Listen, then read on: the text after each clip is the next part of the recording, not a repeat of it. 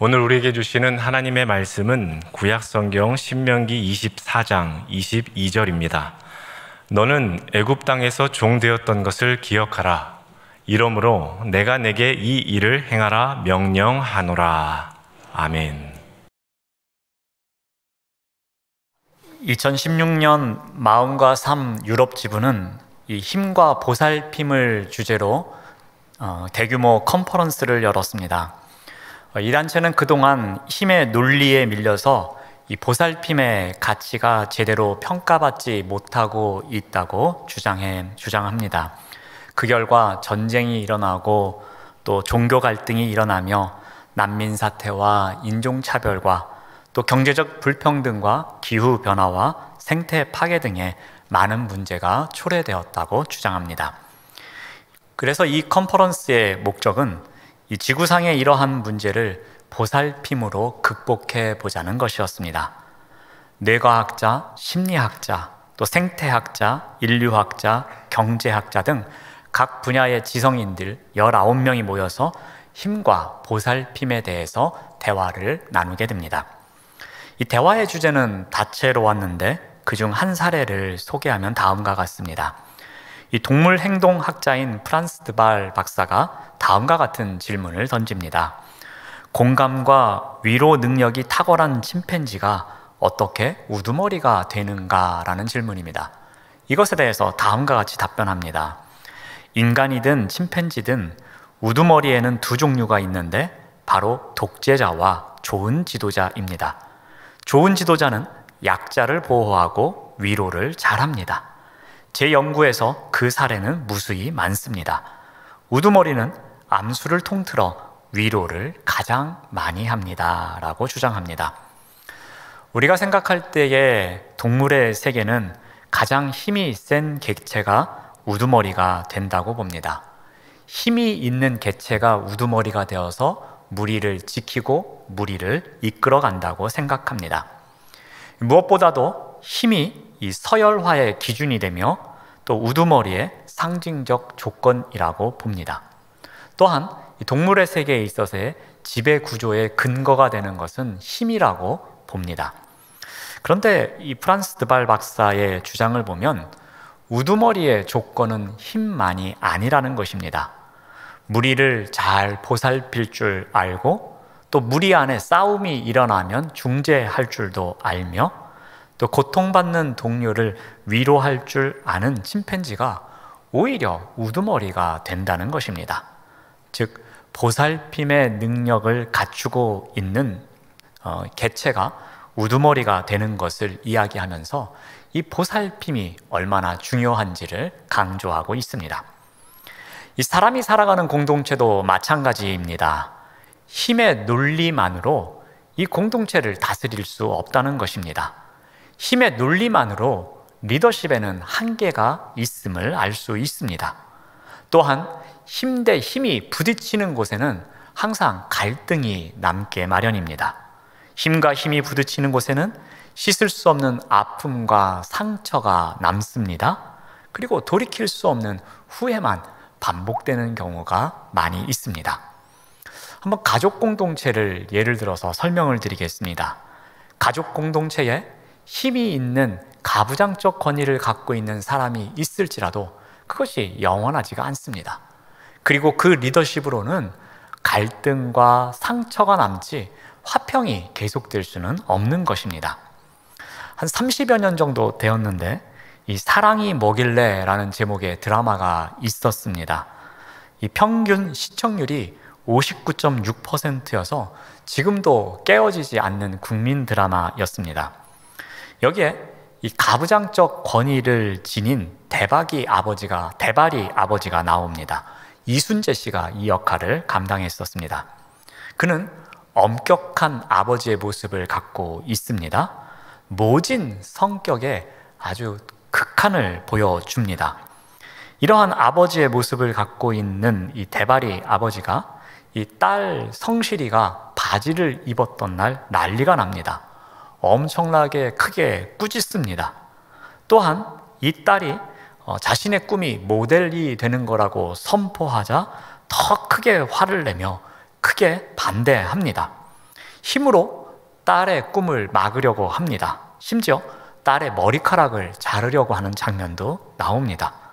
그러자 그동안 순종적이었던 아내와 또 며느리가 아버지와 맞서서 이 갈등의 자리에 놓이게 됩니다.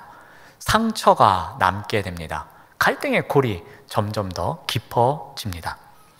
이 드라마에서 단편적으로 볼 수 있는 내용이지만 힘만으로는 가족이 함께 갈 수 없음을 볼 수 있습니다. 리더가 힘만으로 그 가족 공동체를 이끌어갈 수 없는 것이었습니다. 이스라엘 공동체 또한 마찬가지였습니다. 공동체 안에는 공동체의 질서를 지키기 위한 힘이 존재합니다. 정의와 공평을 추구하기 위해서는 이 규칙이라는 힘이 있어야 합니다. 그런데 그 힘에서 소외되는 사람들이 나옵니다. 그 힘에 역작용이 생기기 때문입니다. 공동체 안에서 함께 가지 못하는 사람들이 점점 많아집니다. 힘만 있고 보살핌이 없기 때문입니다. 하나님은 이스라엘 공동체가 이러한 모습으로 살아가는 것을 원치 않으셨습니다. 그래서 그 공동체에 필요한 보살핌이 어떠한 것인지를 말씀을 통해서 가르쳐 주십니다. 이스라엘 공동체에 필요한 보살핌은 어찌 보면 우리가 살아가고 있는 크고 작은 공동체에도 꼭 필요한 것입니다. 특히 함께 가다라는 비전을 우리가 세워가기 위해서는 이 보살핌이라는 항목은 우리에게는 꼭 필요한 것입니다. 자, 그렇다면 오늘 이스라엘 공동체에 들려주시는 이 보살핌의 내용은 과연 어떤 것인가라는 것입니다. 오늘 말씀을 통해서 이 보살핌이 어떠한 것인지를 같이 우리 살펴보고자 합니다. 먼저 이 보살핌은 인격적인 배려입니다. 오늘 본문에 이 전당물에 관한 규례가 나옵니다. 우리 10절에서 11절 말씀을 봅니다. 내 이웃에게 무엇을 구워줄 때에 너는 그의 집에 들어가서 전당물을 취하지 말고 너는 밖에 서 있고 내게 꾸는 자가 전당물을 밖으로 가지고 나와서 내게 줄 것이며, 이 채권자는 채무자의 집에 함부로 들어가면 안 된다는 규정입니다. 이는 약자인 채무자를 보호하기 위한 규정이었습니다. 이 채권자가 이 주인 행세를 하면서 빚진 자의 집에 침입하는 것은 그 채무자와 그의 가족들을 모욕하는 행위라는 것입니다. 이 채무자의 집은 사적인 공간입니다. 그 채무자와 그의 가족들이 사는 사적인 공간입니다. 그리고 집 밖은 누구나 갈 수 있는 공적인 공간입니다. 함부로 이 사적 영역에 들어가지 못하게 한 것입니다. 그래서 상대방의 존재를 무시하지 않도록 만든 규정이었습니다. 채권자는 이 채무자가 물건을 밖으로 들고 나올 수 있도록, 즉 공적 영역으로 들고 온 물건만 담보물로 잡을 수 있었던 것입니다.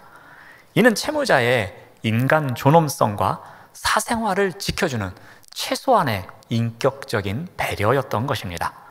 이는 경제적인 어려움 때문에 돈을 빌릴 수밖에 없는 사람의 최소한의 자존심을 지켜주는 인격적인 배려였습니다. 또한 채무자가 극히 가난한 자일 경우도 이야기합니다. 우리 12절에서 13절 말씀을 봅니다. 그가 가난한 자이면 너는 그의 전당물을 가지고 자지 말고 해질 때에 그 전당물을 반드시 그에게 돌려줄 것이라.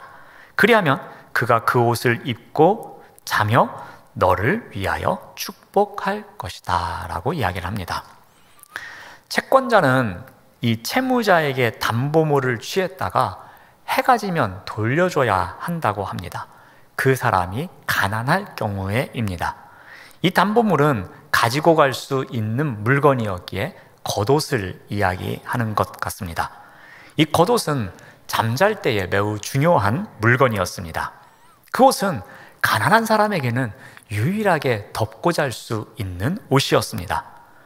그 옷이 없다면 그는 안전할 수도 없고 생존이 보장받을 수도 없었습니다.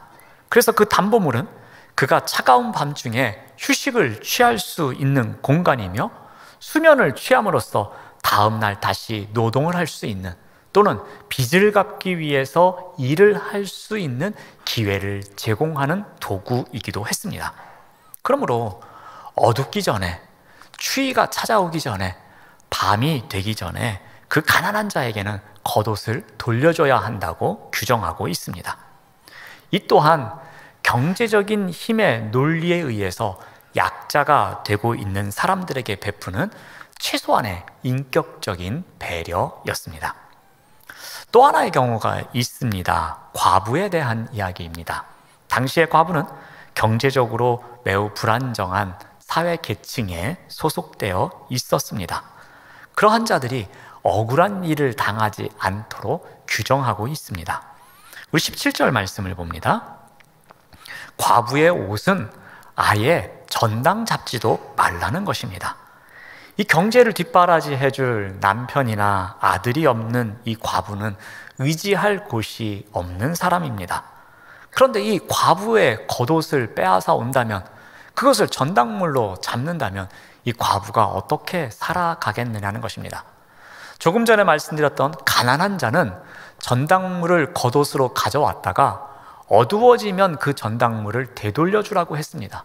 그런데 그보다 더 힘들게 살아가고 있는 과부는 아예 전당물조차도 잡지 말라는 것입니다.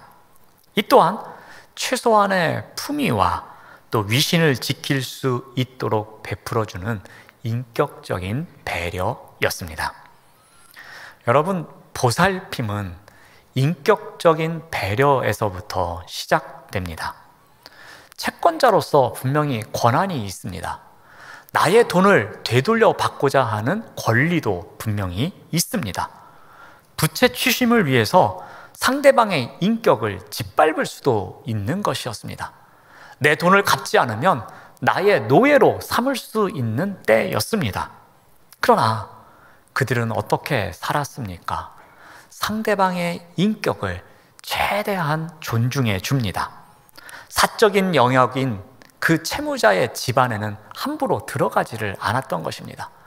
공적 영역에서 기다려주면서 그 채무자가 채무자로서의 의무를 다하도록 기다려줬던 것입니다. 인간적인 미가 보여지고 있습니다. 해가 지면 채무자의 필요가 걱정이 되어서 담보물을 들고 돌려주는 넓은 마음도 갖고 있었습니다. 상대방의 자존심을 지켜주는 인격적인 배려도 있는 공동체였습니다. 이스라엘 공동체는 작은 것이지만 이러한 인격적인 배려를 통해서 서로가 서로를 향한 보살핌을 실천했던 공동체였습니다. 두 번째로 이스라엘 공동체는 그 보살핌의 모습이 마땅한 도리에서 나타났습니다. 신명기 24장에서는 가난한 노동자인 품꾼들의 삶에 대해서도 규정하고 있습니다. 우리 14절 말씀을 봅니다. 곤궁하고 빈한한 품꾼은 너희 형제든지 내 땅 성문 안에 우거하는 객이든지 그를 학대하지 말라고 합니다. 여기서 품꾼은 어떻게 묘사하고 있습니까? 매우 곤궁하다고 합니다. 매우 비난하다고 합니다. 그러니까 품꾼의 삶이 얼마나 힘들었는지를 나타내고 있습니다. 품꾼은 요즘 말로 이야기하면 일용직 노동자입니다. 하루 일당으로 하루하루의 삶을 연명하는 그 시대의 사회의 가장 밑바닥에서 살아가는 사람들이 품꾼이었습니다. 그런데 이들을 학대하지 말라고 합니다. 여기서 말하는 이 학대하다라는 단어가 담고 있는 원래의 의미는 그 상대방이 기대하는 것을 잔인하게 빼앗는 것을 말합니다. 이 하루를 벌어서 하루를 살아가는 품꾼이 기대하는 것은 무엇이겠습니까? 그날 자신이 노동하고 그 노동에 대한 품삯을 받아서 그 품삯을 갖고 그 하루를 살아가는 것, 그것이 품꾼의 기대입니다. 그렇다면 이 품꾼을 학대하는 것은 무엇이겠습니까? 그 기대를 잔인하게 빼앗는 것입니다. 즉, 내가 오늘 이 정도의 노동을 했으니 이 정도의 대가가 있겠지라는 기대를 저버리게 만드는 것, 그것이 얼마나 잔인한 일이겠습니까? 바로 이것이 학대입니다. 그래서 성경은 어떻게 명령하고 있습니까? 우리 15절 말씀을 봅니다. 그 품삯을 당일에 주라고 합니다. 해진 후까지 미루지 말라고 합니다. 왜냐하면 이는 그가 가난함으로 그 품삯을 간절히 바라고 있기 때문이라고 성경은 기록합니다. 품삯을 당일에 지급하는 것은 마땅한 도리라는 것입니다. 공동체 안에서는 당연히 이렇게 해야 한다고 가르쳐주고 있는 것입니다. 왜 그렇습니까? 여기에 나오는 당일은 그의 날이라고 직역할 수 있습니다.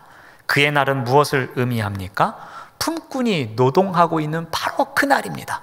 그런데 그날은 어떤 날입니까? 품꾼이 품삯을 받을 수 있는 날입니다. 내가 오늘 이 노동을 한다면, 이 거칠고 힘들지만 이 노동이 끝난다면 내가 품삯을 받을 것이고 그것으로 내가 오늘 한 끼를 배부르게 먹을 수 있을 거라는 소망을 갖는 날, 그날이 바로 당일입니다. 그러므로 이 품꾼은 노동을 하면서 계속해서 마음이 품삯으로 갈 수밖에 없습니다. 품삯은 일하는 사람이 그날의 식량이기 때문에 그 품값을 간절히 기다릴 수밖에 없는 것입니다. 그런데 그것을 날을 넘긴다면 그 품꾼이 기대하고 있는 것을 잔인하게 빼앗는 것이 되는 것입니다. 그러므로 당일에 품삯을 지급하는 것, 이것은 공동체 안에서 지켜야 할 마땅한 도리라고 가르쳐주는 것입니다. 품꾼이 품삯 때문에 억울한 나머지 하나님께 호소하는 일, 이런 일이 생기지 않아야 한다는 것입니다. 이것이 바로 공동체의 당연한 도리라는 것입니다. 이것은 신앙 공동체가 해야 할 마땅한 도리이며 최소한의 도리라고 가르쳐주고 있습니다. 이스라엘 공동체는 이와 같은 마땅한 도리를 지키는 보살핌이 있었습니다. 품꾼을 향한 마땅한 도리를 다하면서 서로가 서로를 보살펴주는 공동체가 바로 이스라엘 공동체였습니다. 한때 어느 영화 배우가 방송에 나와서 외친 의리라는 단어가 있었습니다. 이 영화 배우가 이 단어를 외친 이후에 세간의 화제가 되면서 유행어로 자리 잡게 되었습니다. 잠시 방송에서 유행하고 끝나는 줄 알았더니 다양한 예능 프로그램에서 패러디를 합니다. 또한 상품 광고에서 이 의리를 도용해서 사용하기도 했습니다. 그래서 대한민국에 살고 있는 많은 사람들이 이 의리라는 단어를 잘 알고 있습니다. 그런데 이 의리라는 단어를 사전에서 찾아보면 뜻이 이러합니다. 사람이 살아가는 데 있어서 마땅히 지켜야 할 바른 도리, 이것을 의리라고 정의하고 있습니다. 그러니까 마땅한 도리를 다하는 삶, 이것이 바로 의리를 지키는 삶이라고 보시면 될 것 같습니다. 이러한 의리 신드롬이 일어나고 있는 이유가 무엇일까? 라면서 비평가가 이렇게 평가를 합니다. 현재 우리가 살고 있는 이 사회가 의리를 저버리는, 즉 마땅한 도리를 저버리는 행위가 다반사로 일어나고 있음에 대한 방증이다라고 말합니다. 그만큼 의리가 신드롬을 일으킬 만큼 이 사회에 의리가 사라졌다는 것입니다. 이 사회에 마땅한 도리가 잊혀져 가고 있다는 그 속상함을 이 짧은 문장으로 표현하고 있는 것이었습니다. 그런데 더 안타까운 것은 이 교회 공동체 내에서도 마땅한 도리가 사라져가고 있습니다. 교회 공동체 안에서도 이 보살핌을 위한 의리가 사라져가고 있다는 것입니다. 마땅히 지켜야 할 그러한 이 의리가 언젠가부터 지켜지지 않고 있는 것입니다.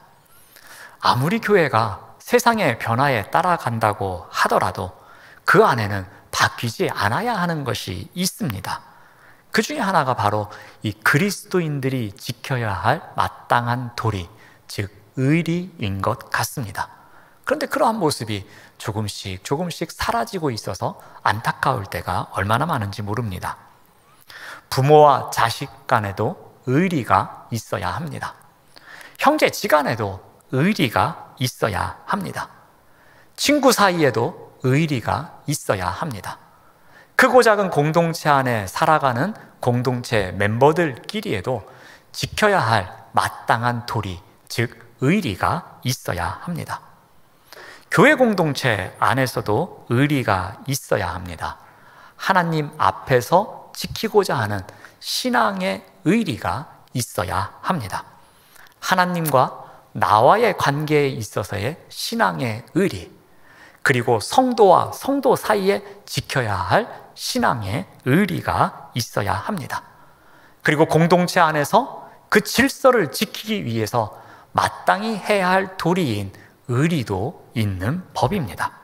이 공동체 안에서의 신앙의 의리를 잘 지키는 것, 이것이 공동체 안에서 서로가 서로를 위해서 보살피는 것입니다. 마지막으로 이스라엘 공동체에 있었던 보살핌은 세심한 배려입니다. 이 신명기 24장에는 자비로운 추수법에 대해서 소개하고 있습니다. 객과 고아와 과부는 이 자신들의 경제적인 기반이 없기에 그들을 위한 자비로운 추수법에 대해서 소개하고 있습니다. 먼저 곡식밭에서 추수할 때는 어떻게 해야 되는지 19절에서 이렇게 소개하고 있습니다. 내가 밭에서 곡식을 벨 때에 그 한 뭇을 밭에 잊어버렸거든 다시 가서 가져오지 말고 나그네와 고아와 과부를 위하여 남겨두라고 합니다. 이 곡식밭에서 곡식을 추수합니다. 그리고 단으로 묶어서 여러 단을 옆에다 세워놓습니다. 그러다 추수가 다 끝나면 그 곡식단을 가지고 집으로 옵니다. 가만히 생각을 해보니까 곡식단 하나를 그 밭에 그대로 남겨두고 온 것입니다. 실수였습니다. 그런데 어떻게 하라는 것입니까? 내가 실수로 곡식 한 단을 놓고 왔으니 가서 가져와야지. 그렇게 하지 말라는 것입니다. 그 한 단을 실수로 놓고 왔으면 그대로 그곳에 놔두라는 것입니다. 그러면 고아나 과부나 객이나 보살핌이 필요한 사람이 그것을 가져간다는 것입니다. 이것을 레위기에서는 좀 더 적극적으로 이야기하고 있습니다.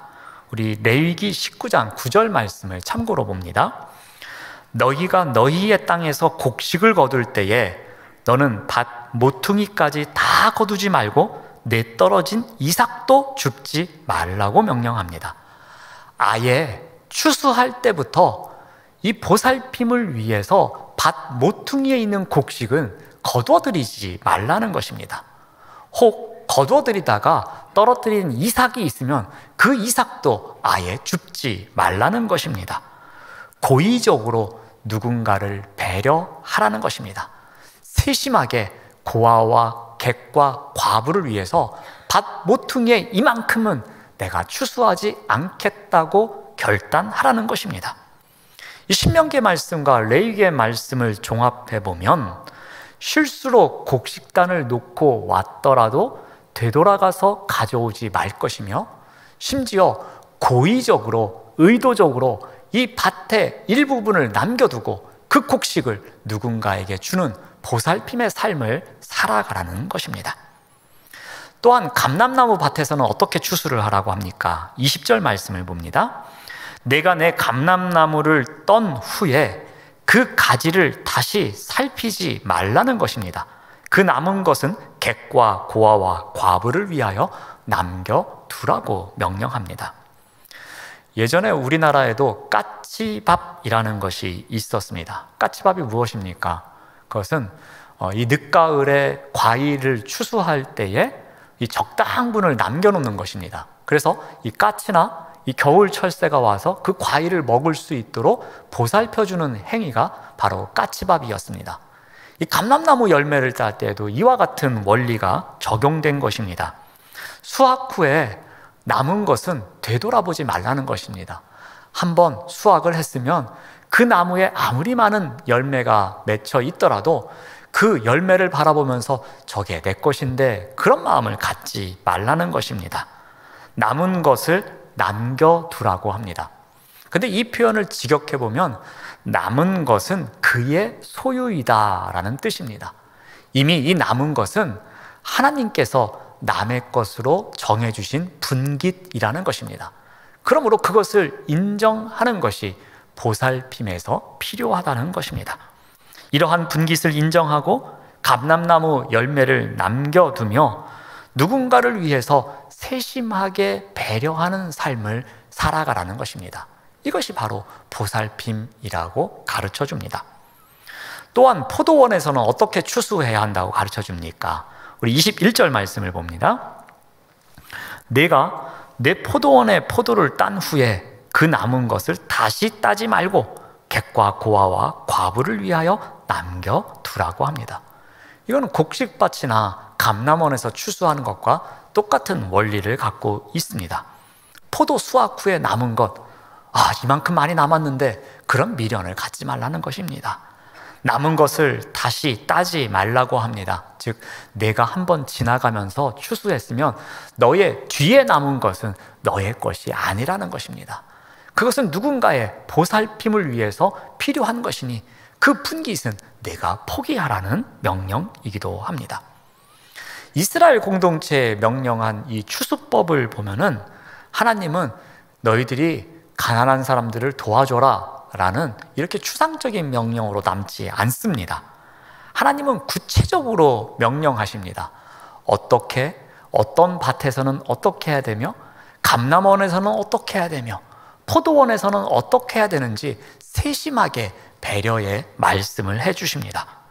때로는 한번 지나온 곳은 다시 가지 말라고 하며, 실수로 남겨놓은 곡식을 가지러 다시 가지 말라고 하며, 때로는 의도적으로 일부를 남겨놓고 곡식을 거둘 것을 명령하며, 내가 미처 따지 못한 그 열매를 미련을 갖지 말 것이라며 구체적으로 세심하게 명령해주고 계십니다. 이러한 세심한 배려를 통해서 서로 보살피는 공동체가 될 것을 명령하고 있는 것입니다. 얼마 전에 이 간담체 외과 의사의 인터뷰 영상을 본 적이 있습니다. 이 간담체 외과는 이 간과 췌장과 또 담낭에 있는 병을 주로 수술하는 외과 의사이기도 합니다. 자, 그는 이 의과대학 2학년 시절에 자신의 어머니께서 암으로 세상을 떠나셨다고 합니다. 그때 자신은 의대생이었음에도 불구하고 아무것도 할 수 없었다고 합니다.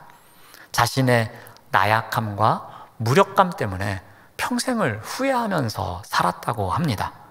그래서 그는 이 진료하는 환자들과 보호자들에게 이 자신이 겪은 후회와 또 반성의 시간을 겪지 않기를 바라는 마음으로 최선을 다해서 치료하고 있는 의사였습니다. 그래서 그는 이 환자와 소통하는 것을 매우 중요하게 생각합니다. 그래서 환자가 진료를 오면 그의 일상 가운데 있었던 일을 이야기할 때에 그런 얘기 하지 마세요 라고 하지 않고 그 이야기를 듣고 그 중에 특징이 있는 것 한두 가지를 이 진료 기록부에 기록해 둔다고 합니다. 이런 일도 있었다고 합니다. 어느 할아버지가 오셨는데 벼농사를 짓는 분이었다고 합니다. 그래서 어디가 아프시냐고 여쭈었더니 이 청벌레가 벼농사를 망쳐놓아서 이 마음이 아프다고 이야기를 하시더랍니다. 이 진료로 오셔서 청벌레 때문에 벼농사를 망쳤다고 이야기를 하셔서 조금은 난감했다고 합니다. 그런데 이 할아버지의 진료 기록부에 청벌레라고 적어놓고 몇 개월이 지난 다음에 이 할아버지가 오셔서 할아버지, 그 청벌레 어떻게 됐습니까? 라고 여쭈었더니 이 할아버지가 너무 기뻐하더랍니다. 그러면서 진료와 치료에 대해서 적극적으로 협조하시면서 마음문을 활짝 열고 이 의사에게도 친절하게 대해 주더랍니다. 작은 것이지만, 그리고 사소한 것이지만 환자를 향한 세심한 배려가 아름다워 보이는 의사의 모습이었습니다. 이 세심한 배려를 통해서 보살핌이 어떠한 것인지 실천하며 살아가고 있는 모습이기도 했습니다. 이스라엘 공동체의 모습을 통해서 살펴본 보살핌은 어떠한 모습이었습니까? 보살핌은 인격적인 배려가 있었습니다. 보살핌은 마땅한 도리, 의리를 다하는 곳이었습니다. 이 보살핌은 세심한 배려가 있는 것이었습니다. 그런데 이 보살핌이 생길 수 있도록, 이 보살핌이 잘 일어날 수 있도록 진정한 힘이 있었습니다. 그것이 무엇이냐면은 바로 22절에 나옵니다. 22절 말씀을 보시면 너는 애굽 땅에서 종되었던 것을 기억하라. 이러므로 내가 네게 이 일을 행하라 명령하노라. 너희들이 서로가 서로를 보살피며 살아가야 되는데 그 힘이 어디에서 나오는지 아느냐? 너희들이 정말 힘들었을 때에 너희들을 보살피는 손길이 있었다. 그 보살핌의 손길을 꼭 기억하라는 것입니다. 이스라엘 역시 애굽 땅에서 나그네로 살 때가 있었습니다. 요셉이 죽고 난 다음에는 이 나그네보다 더 못한 처지인 노예의 신분으로 전락되어서 살았습니다. 그런데 그때에 그 힘의 논리에서 소외되어서 살아가고 있는 바로 그때에 그들을 외면하지 않고 보살펴 주시는 손길이 있었습니다. 바로 하나님의 은혜였습니다. 하나님의 은혜라는 보살핌의 손길이 있었기에 그들이 노예의 삶을 살았던 그때에도, 힘의 논리로부터 배제되었던 그 시대에도 많은 은혜를 누리면서 살아갈 수 있었다는 것입니다. 그러므로 그때를 기억하고 이제 보살핌이 필요한 자들에게 더 배려하며 그들을 향하여 공감하며 살아가라는 것입니다. 하나님이 보살펴 주셨던 은혜를 기억해서 누군가를 보살피는 삶을 살아가라는 명령입니다. 사랑하는 여러분, 함께 가다라는 비전을 세워가기 위해서는 우리에게도 이와 같은 보살핌이 필요합니다. 성도 간에 아무리 작은 것일지라도 인격적인 배려가 있어야 합니다. 한마디 말에서라도, 작은 행동에서라도 상대방의 인격을 배려하는 것이 우리에게 있어야 합니다. 이것이 성도 간에 필요한 보살핌입니다. 성도 간에는 마땅한 도리가 있습니다. 지켜야 할 도리가 있습니다. 우리가 가져야 할 의리가 있는 것입니다. 신앙의 의리가 있습니다. 이것을 지켜가는 것이 성도 간의 보살핌입니다. 또한 성도 간에 세심한 배려가 있어야 합니다.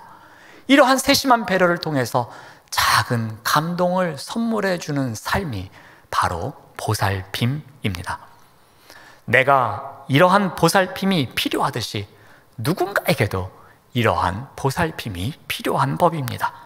이러한 보살핌이 필요한 누군가에게 공감하며 살아가시는 우리 모두가 되시기를 바랍니다. 우리가 하나님의 보살핌을 힘입어 지금까지 살아왔기에, 하나님의 보살핌이 있어서 우리가 은혜로운 삶을 살아가고 있기에 누군가를 향한 보살핌의 삶을 살아내는 우리 모두가 되어야 할 것입니다. 그러한 자리에 살아가시는 우리 모두가 되시기를 바랍니다. 기도하겠습니다. 하나님 감사합니다. 함께 가다라는 비전을 세워가기 위해 서로 보살피며 살아갈 수 있도록 인도하여 주시옵소서. 성도 간에 인격적 배려가 있게 하옵시고, 성도 간에 마땅한 도리를 다하게 하옵시며, 성도 간에 세심한 배려를 통해 서로 보살펴주는 교회가 될 수 있도록 인도하여 주시옵소서. 예수님의 이름으로 기도드립니다. 아멘.